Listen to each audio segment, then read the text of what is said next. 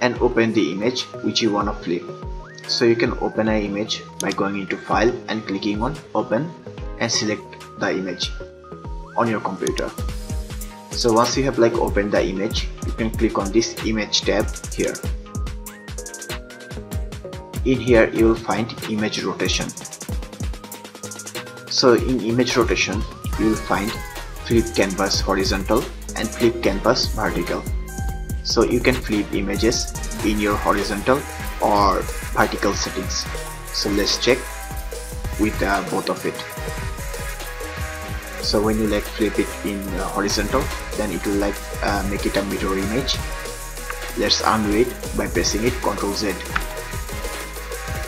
Then you can click on image again and click on image rotation, and here you will find the flip canvas vertical.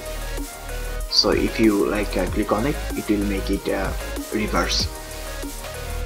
So these are the two flipping options for images in Photoshop, and that's how you can do it. So if you want more videos like this, then comment and subscribe, and also thank you very much for watching this video.